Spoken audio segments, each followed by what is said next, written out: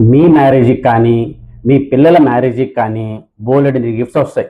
అవి bank transfers అవ్వచ్చు, cash అవ్వచ్చు, కార్ కానీ, షేర్స్ కానీ, ల్యాండ్ కానీ, బిల్డింగ్ కానీ, ఇలా రిలేటివ్స్ అవ్వచ్చు, లేదంటే కనుక ఫ్రెండ్స్ అవ్వచ్చు, ఆర్ నైబర్స్ అవ్వచ్చు, ఎవరైనా అవ్వచ్చు. వీళ్ళందరూ బోలెడన్ని గిఫ్ట్స్ ఇస్తారు. వాటి మీద ట్యాక్స్ ఉంటుందా లేదా అని తెలుసుకోవాలనుకుంటే ఈ వీడియో మీకోసమే. ఇండియా నుంచి జర్మనీకి జాబ్ కోసం అని వెళ్ళి జర్మనీలోనే ఉన్న అమ్మాయిని పెళ్లి చేసుకోవటం వల్ల అతనికి బోలెడన్ని షేర్స్, ప్రాపర్టీస్ వచ్చినాయి. దీని మీద ట్యాక్స్ ఎలా ఉంటుందని చెప్పని దానికోసమని ఒక అతను వచ్చాడు.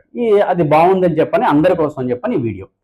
సో మీరు marriage section 56 subsection 2 clause X income tax act 1961 అంటే పాత యాక్ట్, కొత్త act IT act 2025 96 subsection 2 and subsection 3 రెండిట్లో కూడా ఏమని చెప్తున్నారంటే any gifts received without any consideration ice taxable under the head income from other sources అని చెప్పన్నాడు. కానీ ఎక్సెప్షన్ ఉంది. ఏమిటది? At the time of marriage of the individual not taxable అని చెప్పన్నారు. ఇక్కడ మ్యారేజ్ అని చెప్పన్నారు కానీ అది ఫస్ట్ మ్యారేజే, సెకండ్ మ్యారేజే, థర్డ్ మ్యారేజే చెప్పాల. నార్మల్లీ ఫస్ట్ మ్యారేజే, ఒక్కొక్కసారి భార్య కానీ భర్త కానీ చనిపోతే సెకండ్ మ్యారేజ్ చేసుకోవడం కానీ, డైవర్స్ కానీ అయితే కనుక అది కూడా ఎగ్జామ్టెడే.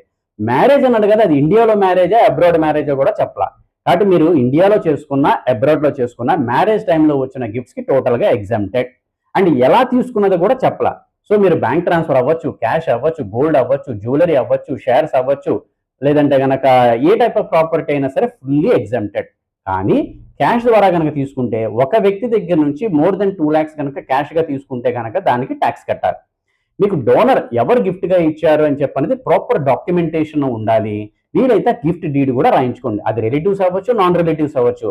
సో ఫ్రెండ్స్ ఎవరి దగ్గర నుంచి నా మ్యారేజ్ అప్పుడు ఎగ్జామ్షన్. ఇక్కడ ఇంకొక పాయింట్ ఏంటంటే కేవలం పెళ్లి కొడుకుకి పెళ్లి కూతురికి వచ్చిన గిఫ్ట్స్ మాత్రమే వాళ్ళకి ఎగ్జామ్టెడే. కానీ పేరెంట్స్ మా అబ్బాయి పెళ్లికి గిఫ్ట్ వచ్చిందని, మా అమ్మాయి పెళ్లికి గిఫ్ట్ వచ్చిందని చెప్పని పేరెంట్స్కి ఎగ్జామ్షన్ రాదండి. అంటే బ్రైడ్ అండ్ బ్రైడ్ గ్రూమ్కి మాత్రమే ఎగ్జామ్షన్స్ వస్తుంది. అండ్ ఇవన్నిటిని ప్రాపర్గా ఇన్కమ్ ట్యాక్స్ రిటర్న్లో చూపించాలి. ఇండియాలో ఎసెట్స్ అయితే కనుక ఎగ్జామ్టెడ్ ఇన్కమ్లో చూపించాలి. అదే ఫారెన్ ఎసెట్స్ కనుక మీకు వస్తే కనుక అది ఫారెన్ ఎసెట్ షెడ్యూల్లో చాలా క్లియర్గా చూపించాలి. అండ్ మీరు ప్రాపర్ డాక్యుమెంటేషన్ ఉండాలి. అంటే మ్యారేజ్ ఇన్విటేషన్ అవ్వచ్చు, దాని మ్యారేజ్ సంబంధించిన ఫొటోస్ అవ్వచ్చు, ఇవన్నీ కూడా ఉండాలి. సో లేకపోతే income tax office scrutiny invitation మీకు వస్తుంది, జాగ్రత్త. And at the same time marriage టైంలో వచ్చిన గిఫ్ట్స్కి ఎగ్జామ్షన్ వస్తుంది, కానీ మ్యారేజ్ బిఫోర్ ఎంగేజ్మెంట్ టైంలో వచ్చిన గిఫ్ట్స్కి ఎగ్జామ్షన్ రాదు. మ్యారేజ్ తర్వాత మ్యారేజ్ యానివర్సరీకి వచ్చిన గిఫ్ట్స్కి కూడా ఎగ్జామ్షన్ రాదు.